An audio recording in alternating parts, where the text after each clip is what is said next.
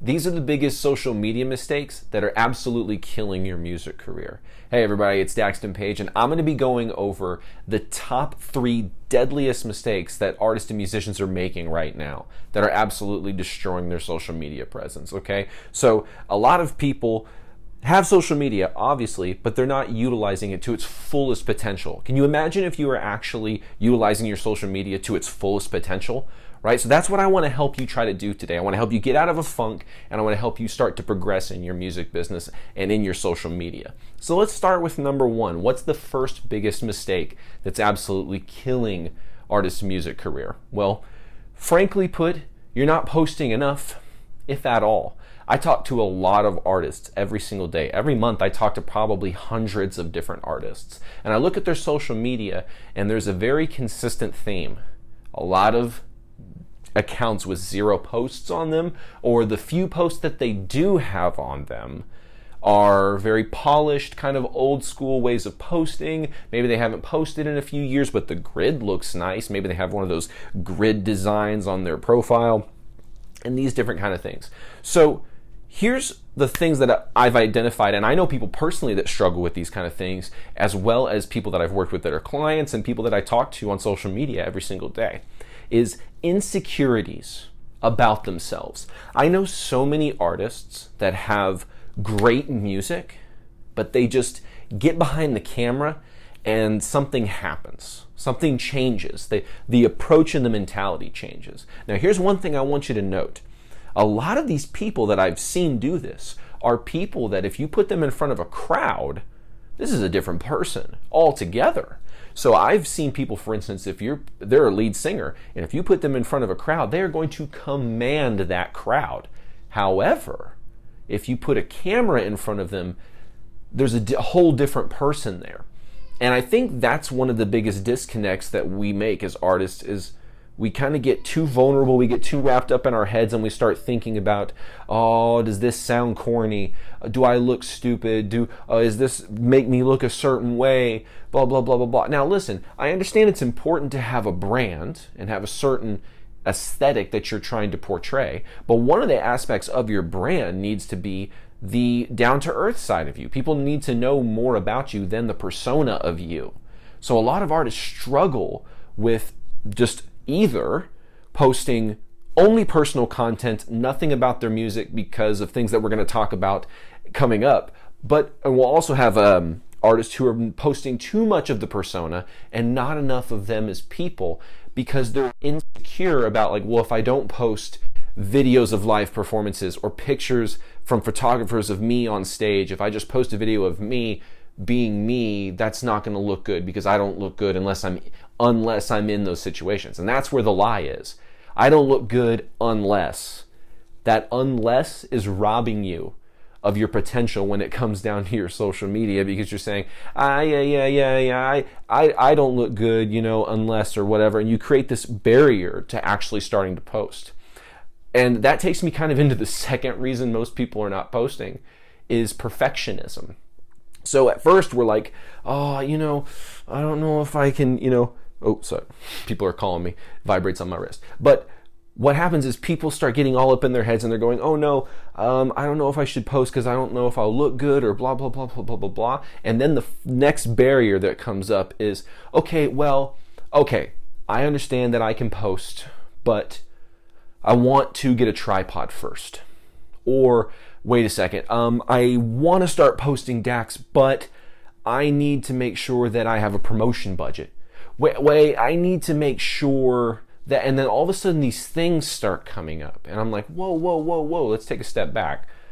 First of all, yeah, having a tripod is great, right? Having the big fancy lights, I've got lights here in my studio right now, and I've got a camera, right? Like, I understand that stuff is nice, but you don't have to have it. In fact, there are things that are coming out now. There's data that's coming out now that are showing us that, wait a second, sometimes the super polished stuff doesn't even perform well as the indie, grassroots, you just did it at home kind of approach.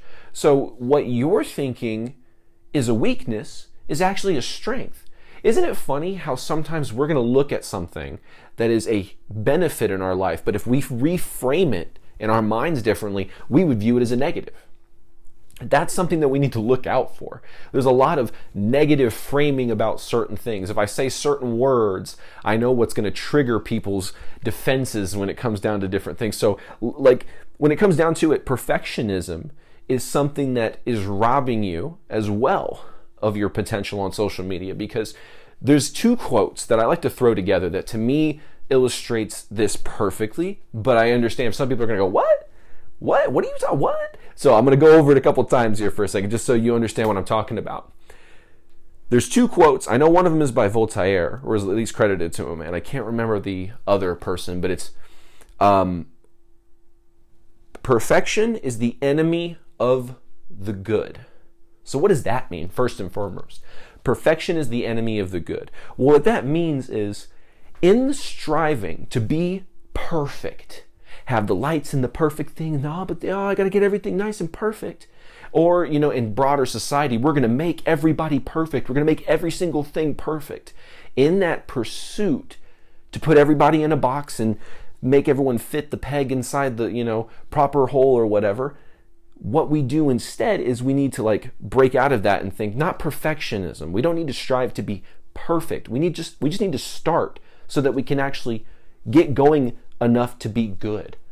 That's one of the biggest things. People don't go long enough when it comes down to the things that they're trying on social media. They'll do it for a week and then they'll stop doing it. And I'm like, guys, you got to keep going, because you're not doing it long enough to really get good. So you're depriving yourself of how good you could get at social media by actually starting to post more.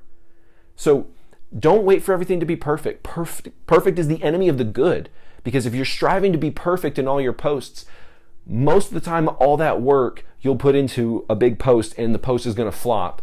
And so the perfect, you just wasted a whole bunch of time that you could have been posting other good content that probably would have converted better, because you were so busy over here trying to be perfect that you missed out on actually getting good.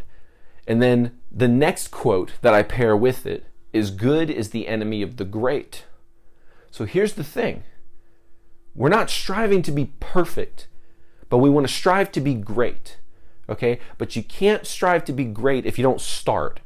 Okay? If you're just waiting for everything to be perfect, you'll never start. So what do you do from there? You go from, okay, I'm going to start and I'm going to be bad at it at first. So I'm going to post pieces of content and they may get 10 views on it. That's okay. Don't delete it out of shame, like, oh no, how could I have posted a piece of content that only got 10 views? We've all done it. I remember when I very first started posting on TikTok, the first few videos got like 10 views. 10 views. You know what that's like? Okay, I'm going to put effort into this, blah, blah, blah, blah, blah, and you get 10 views. When I started on YouTube, I'll put out videos sometimes and they'll get 10 views. And I'm like, oh, well, okay, that's obviously not something people are interested in, right? But you have to get going long enough to start getting good, okay? And then from that point, you can start to inch closer and closer and closer to becoming great. So once you're in the mindset, okay, I don't need to be perfect, I'm actually taking action now. Now what you need to be aiming for is to be great at something. You need to actually commit to social media and start to post on it regularly and try to master it. But you'll never master it if you don't go consistently. Guys, before I started actually developing up a lot of my social medias, I was posting every single day for 365 days. I think I missed 1 or 2 days every now and then. But I was posting every single day, trying to get that audience built. And it works, because you start to not only attract an audience, the algorithm starts to work for you, but also in the same breath, you're getting good, you're sharpening your skills. So perfection is the enemy of the good. You'll never start to be good if you're actually just trying to be perfect from the get-go, because odds are no one's perfect whenever they start to do something, right? But once you start cooking, once you start going, and you're actually attempting to put out stuff and it is good, you're putting stuff out there that's good. Now what you need to strive for is not to just continue to put out good content, but now you need to strive to put out great content. So that's the first big thing. That's the first big mistake that's killing a lot of people's music careers when it comes down to their social media, is insecurity and perfectionism working against them. Now, before we move on to the next thing, you may be thinking, Dax, okay, I understand that I need to post because I need to have confidence in myself, and I need to start to command social media like I would command an audience in my head, or perfectionism is getting in your way. Oh, I need things to be perfect, but okay, I've got over that. What do? I'm going to give you 3 additional pieces of content that you could start using inside of your music business today. Today, y'all. That's right. So, 3 pieces of content. I'm going to go relatively fast on this one because I want to get through everything in a relatively quick amount of time. I know you guys don't want to see me lecture here forever. So, strategy number 1 when it comes down to your content, performance-based content. That performance can be live or lip synced. It doesn't matter. So for instance, you could have a performance video of you playing live at a coffee shop or at a gig somewhere on a stage. You could have performance content of you at your house with the cool scenery and you with your acoustic guitar, or you in the studio recording something. That's performance-based content, right? So that's the first style, right? But again, you could do lip sync stuff where you're just having a good time in front of the camera with like a microphone or a guitar, and you're just jamming out to your stuff, having a great time using some showmanship to actually attract people that are scrolling down to check out what it is you're doing. That's performance, number 1. Number 2, casual. Casual is very easy to do. I'm going to show you one that a band called Shinedown did that got them I think it was like 400,000 views on one of their videos. This is literally what they did. Brent Smith put headphones on, and he's got the camera facing him, and their song is playing in the background, and he's just looking up, kind of bobbing his head. And then the chorus kicks in, and he goes. And the music is doing a lot of the talking for him there. That is such a casual piece of content. There's a lot of other ways that you could do it. Let's say you've got one of those tripod things in your car, right? Set your phone up and have it just face you as you're cruising, and then have your song play in the background if that fits the vibe of your music. Have it faced out the window, just seeing the traffic and the buildings and the cars and the stuff go by. You can utilize that content in many different ways. Sometimes it's just you in front of the camera, whether it's in the car, on the tripod, going, hey guys, I was thinking about this and this and this, or whatever. I've actually seen that content do very well, especially in the car, where you talk about things that you care about, and then when you're at the peak of the story that you're telling, you turn the music on the speaker system, and that's a great way to kind of promote your song that way. Now, the third type of content is meme content. This is where, you've got some kind of popular meme where someone's dancing or moving around to music, something of that nature. And when you do that, you can put your music behind it, but here's the key thing. Don't have the meme in the original context that you associate that meme with. Have the green screened backgrounds and put behind that in a compelling image or video. Video is what I meant more specifically. Don't do it in image. So the reason you do that is because you want to do a pattern interrupt for the people that are scrolling. So as they're scrolling, they see this kind of potentially not disorienting in a bad way, but just kind of what sort of image with a meme that they're wanting to kind of figure out, what's the context, what's happening here. And by hopefully the time they figured it out, your song has been playing at the chorus or the hook for enough seconds that they're like, oh yeah, this is dope. I like this. This is actually really cool. Let me listen on Spotify. Let me go follow them.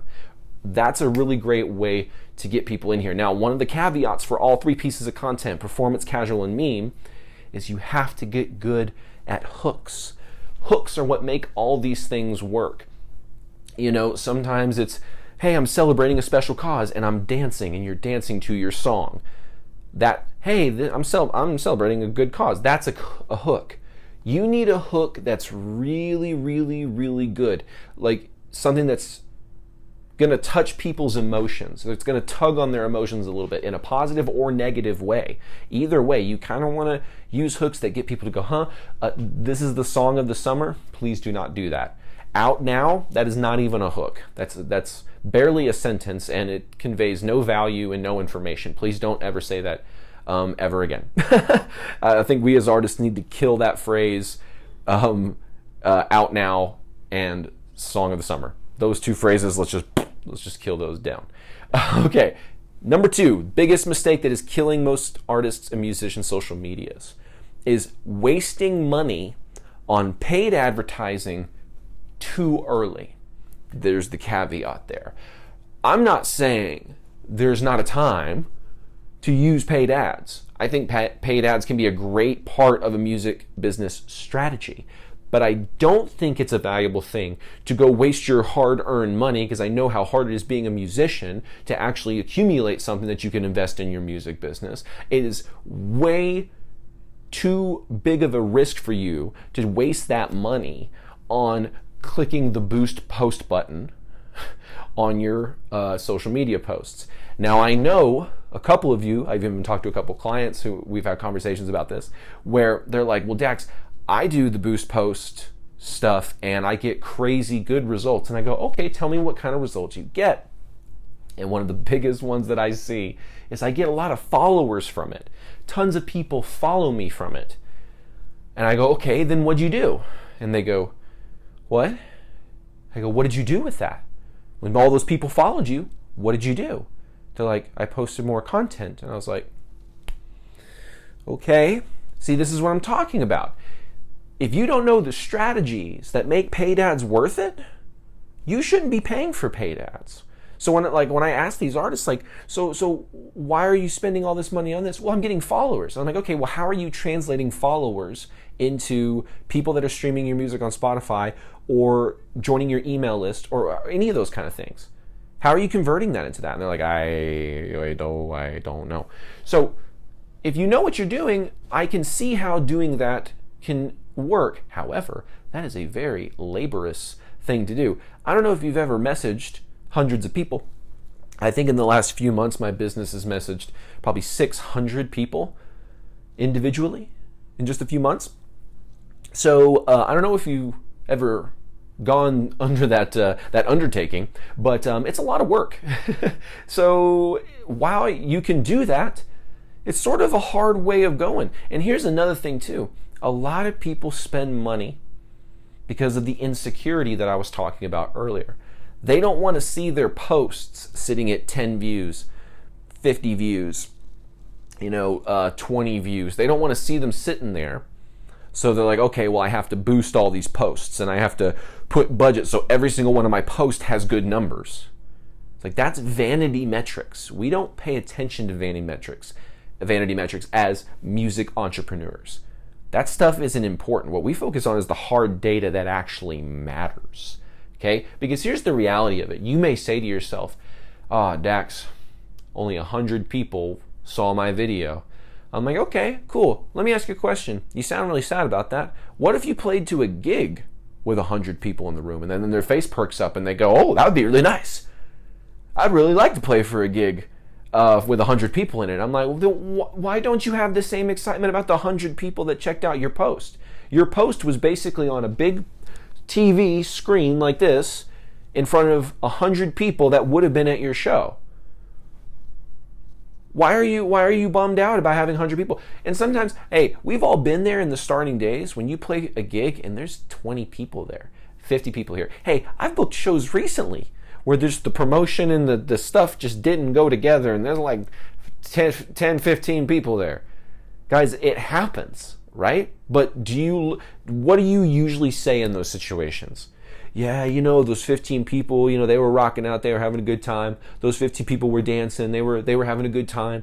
So that makes it kind of worth it for me. I'm like, well, if you could play a show for 15, 30 people and go, man, those people were giving me energy back, and that's great.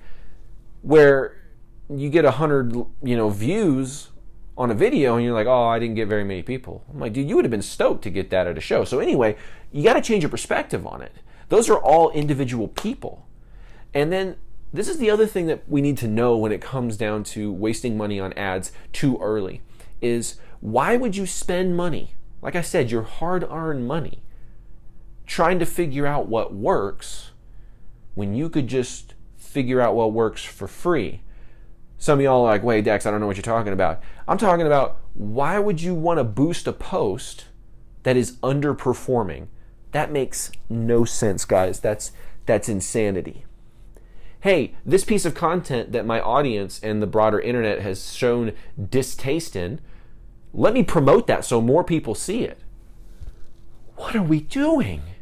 No, you want to put out content, a lot of it, more than a post a year, or a post every couple months or a post every few weeks. We need to do more posting than that. But you got to put out a lot of content. And then when you look across your content, you're going to see a video that got like 215 views, 500 views, 1,000 views, more, 20,000 views. You're going to have this video that pops off, and you're going to have to look back now and go, oh, what do I do to recreate that in my future videos? But not only that, you can now put money behind that post and have a little bit of confidence now that what you're putting money towards, the marketplace and people have already demonstrated that they engage with and that they enjoy. That's the important thing. A lot of y'all are out there boosting underperforming posts, trying to make your vanity metrics look good, when you should be doubling down on the posts that have traction. If you have one post that has 1 million views because you leveraged this strategy right, and then the other posts have a few thousand views as a consequence, then so be it. But if you can legitimately leverage that viral short form capture in that sort of way, that is the best way to spend your money when it comes down to paid ads and content, is testing content for free organically. And then whenever you figure out what works and what people are resonating with, you can put ads behind it, and then for your future free content creation, put out more content like the one that performed well. Okay, biggest mistake, number 3, the last one, is posting for warm audiences instead of cold. Now I know some of y'all are like, what does temperature have to do with this? So what I'm referring to is, you may have heard this in business, when someone is, for example, let's say you're a grocery salesperson and somebody is driving by in their car 90 miles an hour. Are they very interested in what you've got going on? Probably not.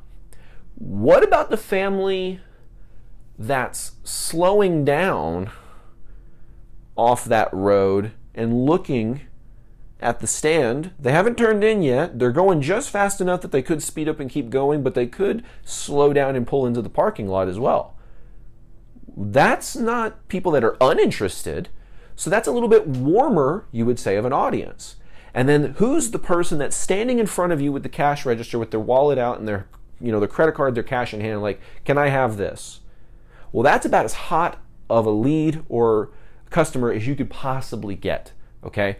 Now, by the way, if you don't like the fact that I'm calling fans customers, I don't know what to tell you, because from a basic business definition, they're the same thing. But that doesn't mean we treat them as numbers. We treat them as people, like I was emphasizing earlier in the social media post of like all the people that like your social media, even if it's 50 people or 50 people. But anyway, posting for warm audiences instead of cold. So hopefully you understand the analogy of hot, warm, and cold now for businesses.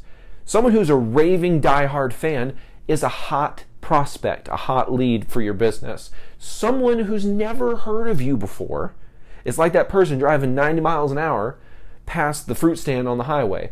They only have about enough time to see it this long. That's about as long as they got, right? So what are you going to do to get them to slam on their brakes going 90 miles an hour? Like that scene in Tommy Boy. But the brakes actually work in this example. What are you going to do to get them to stop scrolling, right? That's basically one of the big issues, is when you post for a warm audience, the algorithm is working against you. What do you mean, Dax? I'm trying to make the algorithm work better because I'm posting for people that like my stuff. Well, here's the problem. Short form, Reels, YouTube Shorts, TikTok, Snapchat, this is short form content. A lot of Facebook too now. That is optimized for cold traffic, by and large. Yes, if you have an audience, there is a way, once they follow you, to get in their algorithm so that your videos are popping up in their For You page and their feed on a regular basis. Yes, but the main thing that you need to be looking at here is that social media, broadly speaking, I would say 80% of it, is about cold traffic. How do I put out content that attracts cold traffic to my page? So the type of thinking that you go into whenever you're trying to create a piece of content for cold traffic versus warm traffic is completely different. If I'm trying to attract warm audience, these are people that know about me. So I can say, are you ready for the next album from us that's gonna just make your eardrums explode with goodness? You know, they're probably like, yeah, dude, I like your music, so this sounds really epic. Let me check it out. If I've never heard of you before, you wouldn't say that. You would say like, hey, do you like hard rock music? Because first of all, you don't even know if they like that kind of music. That's my style of music, for example. You could insert your niche wherever I say mine, right? So I'm like, well, hey, do you like hard rock music? Oh, you do like hard rock music. Okay, well, this is something that if you like this type of stuff, if you like this type of sound, you may even say, if you like these type of other artists, then you're definitely going to like this, right? You would change the messaging completely because of who you're talking to. And what a lot of people are making a mistake of doing is when they're posting on social media, they're posting to the person who already knows who they are, but the algorithm isn't optimizing for those people. The algorithm is optimizing for the people that have never heard of you before. So when the person who's never heard of you before sees your content of like, yeah, we worked on the album really hard, no one cares. It's that SpongeBob meme with the rainbow. Nobody cares, okay? I'm sorry if I'm bursting your bubble a little bit there, but nobody who's cold traffic cares about like, yeah, in the studio we thought about this for the song. That's not for those people. Content on social media is for the person who's never heard of you. So you need to be thinking from the perspective of how do I attract those people that have never heard of me? How do I speak to them to get them to stop scrolling from going 90 miles an hour on the freeway and check out my page or post, whatever it is I've got going on. Now, another problem inside of this is that there's no storytelling. Artists are really struggling with storytelling. I'll tell you about a good example of storytelling, though, so that way you guys have something to model and have something to implement inside of your music business. So there was a country artist, I forget his name, unfortunately, off the top of my head. I'll have to go do some research on that. But what he did is he made a post about men's mental health, okay? And I think it was even in June. It was something that was a very popular topic at the time. So what happened was, it was him in his car. He had his phone on a tripod facing him. So he does the thing where he sets it up and he's like, and he's angry. You can see on his face from the moment that he's hit record, he's got an angry face going on. He's like, I'm going to tell you what. And he just starts to go into this fiery, enraged, passionate cry out for awareness of men's mental health. And it was very moving. It was very compelling.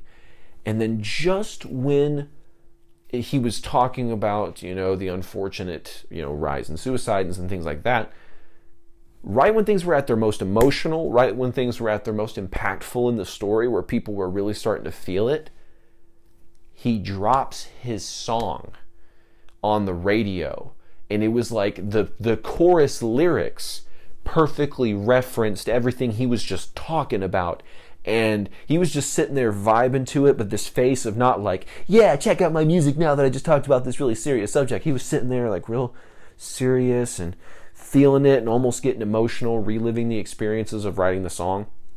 That type of content, that's how you get 1.2 million likes, 4.5 million likes. This is the type of numbers that this guy was doing by creating content like that. And I was so blown away at how powerful the storytelling was and how just he got you in there from like, oh, this is one of those TikTok videos where you watch people rant. People love watching people rant on TikTok and on social media. We know that. And so he's going through it, boom, most impactful part, song drops in. And I was just like, wow, great job. Great job, dude. You got me. Now, country's not my thing, so I didn't go check it out, unfortunately. But I will remember that marketing principle forever after seeing that, because it was so impactful and so powerful. So that's one example. You got to talk about things that actually matter. I want to give you one final example before we close out the video, which is this. I want to identify the problem with a lot of people's storytelling nowadays. When it comes down to your storytelling, a lot of the answers are very superficial.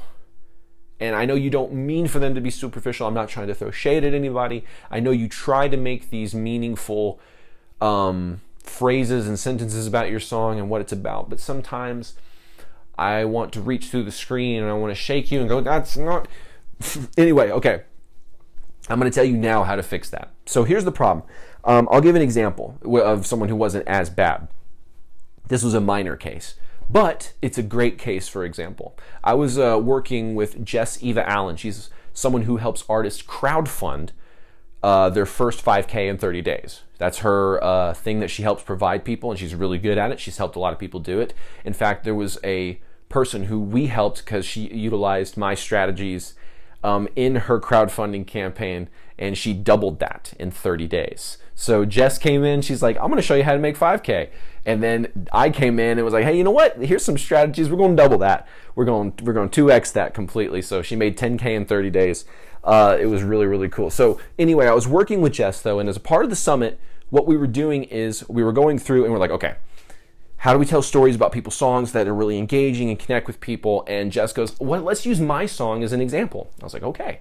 And so she starts going into the first explanations that she was giving me about what the song was about. She's like, oh, the song's about, you're just trying to find yourself and you're trying to find that peace within yourself and going down that road, right? Very well thought out, a lot of intention, a lot of meaning behind it. And I was like, Jess, okay, I hear you, but let's dig a little bit deeper than that. I go, was there a specific moment that happened in your life that triggered you to want to write this? And she goes, yeah, like when I was 8. And then she goes into this story about how she was at school and a teacher like yelled at her when she was having a nervous, like kind of, like not a breakdown necessarily, but she was, not, she was having like anxiety and stuff. And her teacher was like, what's wrong with you? Blah, blah, blah, blah, blah. And she started going through that. And when she started telling that story, I went back in my brain and I'm like, I remember being in school and, I'm a kid who obviously at the time I had a very active imagination. I was as ADHD as ADHD could get, I was I was ADDH, because that's double the D in the middle. Anyway, I was very ADHD. And I remember teachers and people just being like, you can't do this, you can't do this, you can't read, you can't blah, blah, blah, blah, blah. By the way, to my right over here, my library of like 275, almost 300 books now. It's just funny looking back on that, of all the false programming that was put into me by, the public school system, which a lot of teachers are really nice inside of there and are good people, but there's a lot of people that are, okay, anyway, that's a video for another day. But I remember when she was telling me this story, I was hopping back in my brain as to those same experiences, and I'm like, Jess, that's where your story needs to start. People are not going to resonate with that. It's about finding yourself in the inner, people may hear those words, but the emotional impact of it is not there. But if you're like, I was an 8-year-old kid and I was sitting there trembling at my desk and this big shadow comes over me and I just look up and I see my teacher and my teacher's like breathing heavy because I'm not getting the right answer and I'm just sitting there shaking. That's emotional. That's something people are drawn into, and that's something people can really resonate with, is that kind of storytelling. So whenever we did that, it was just great. She's like, I'm building out an email sequence. Let me build out something for that. And she started building out. She was great. She implemented like everything I told her. She implemented in like 2 days. So hopefully that makes you guys feel really confident that if you really get after this kind of stuff, you can implement a lot of this stuff in like 1 to 2 days of hard work. So that is the difference between good storytelling and bad storytelling. Good storytelling is like, yeah, the song's about, empowerment the song's about overcoming your struggles. No. No, don't do that. I'm over here hitting my guitar because of it. No, don't do that. I'll give one final story before we wrap out the video today.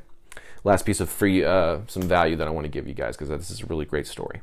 So I was on vacation one time. I was down in Texas on the beach. It was Crystal Beach, I believe. And I'm hanging out there, and it's me and the family, and I brought, my parents are there too, and they have their family friends coming with them too. It's just a big occasion, right? Everyone's coming, me and my family, my friends, my band got to come too, like big old thing. And we're out there and we're talking, and she starts, when I say she, my mother's best friend, she starts to describe to me, Dax, have you heard that Gwen Stefani song with Blake Shelton called Purple Irises? And I was like, no, that's not really my genre. But she goes, Dax, I'll tell you at first. I heard this song and I did not like it. I was like, meh. It's meh. Wouldn't that suck to get a feeling of someone listening to your song and they go, meh. But that's what my mom's friend did. And she goes, but then I was on YouTube and I saw Gwen Stefani tell the story of how she wrote the song. And from that story, I heard how she was like, we were out one day and we found these purple irises just out there when we were driving around on our four-wheelers, and I dug them up right there on the spot and threw them in the tractor, drove them back to the house and tried to save them, and at first they didn't grow, and I thought, oh no, but I kept watering it to hopefully maybe this thing will start to actually sprout, and then the summer hit or the spring hit and they start to bloom, and it was beautiful, and it was like a metaphor for my love for Blake Shelton. That's Gwen Stefani talking, you know. I don't love Blake Shelton personally. But Gwen Stefani was, you know, describing this thing, and my mom's friend was like, oh my God, that's so cute, I love it. You know, she started like really gawking over it and like, that is the cutest thing ever, oh my gosh. And then when she listened to the song, because the song had been reframed than what the previous frame was, now she loves that song. Isn't that a bit of craziness right there? That someone could say, I heard the song, I don't particularly like it. And then you tell them, but the story of it, but the story. And then you show them the song again in like a day later, a few hours later, and then you tell them the story and you show them the song. Then they're like, you know what, now that you say that and I hear it for a second time, I'm more familiar with it. I really like that. So isn't it better for you to decide what frame your audience is going to have on your music as opposed to giving them their own free choice of frame? Right? If you leave people up to make their own choices of how to frame your music, they may not frame it the way that you want it to be framed. They may frame it in a negative light. They may frame it as something that you not even that you aren't. You may get framed as you're this, and this. You're like, dude, I'm the opposite of that. But you allowed them to have their own frame. But if you tell a story around your music, you are creating the frame for your music. And that is how you start to persuade people, is because you create the frame of the story that it's going to help them go, no. When I hear this stuff, I'm going to be more receptive to the message because I know the story and I like the story. The story is impactful with me. And now the music is just the soundtrack to the story. As opposed to, I'm going out there and I'm just trying to find some cool music and good, like McDonald's for my eardrums, right? So hopefully by curing these three biggest mistakes, not posting enough because of insecurities and perfectionism, right? And utilizing the performance casual meme content strategies. Biggest mistake number 2, wasting money on ads too soon, doing the boost post. By the way, go to Meta Ads Manager if you're going to do that. Go to Meta Ads Manager or Google AdWords. Don't just do the boost post. Don't focus on vanity metrics and try to make underperforming content perform better. That doesn't make any sense. That's counterintuitive. That's insanity. And test content for free. Test content for free. There's no reason to pay for it when you can just test the content for free. And then number 3, the biggest mistake that artists make in their social media that's killing their music career is posting for warm audiences instead of cold. If you create your content with everything I've told you in mind, with the frames of how to post, with the hooks and all that kind of good stuff and the storytelling, if you put all that together and you start to post more frequently, utilizing these strategies, you're going to figure out what works for your audience. And when you figure out what works for your audience, they're going to start to resonate with you on a deeper level. They're going to start to have a better frame of your music before they listen to it. And they're ultimately going to become more super fans as a result. You're literally going to convert people from potential meh listeners into, oh my gosh, I love it. Okay? So if this video got you any sort of value, you found anything in it helpful, please hit the subscribe button or the like button. It greatly helps out this channel. If you want to work with me, we have a link in the description if that's something that you're interested in. But otherwise, I will see you guys on another video inside of Musicians Ignite. Take care.